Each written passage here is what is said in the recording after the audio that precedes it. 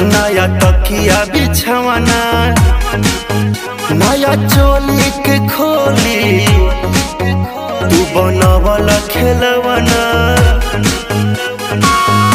जा नाश कर देला हमर नया नया गवाना, नया तकिया बिछवाना, नया चोली के खोली, तू बनवल खेलवाना।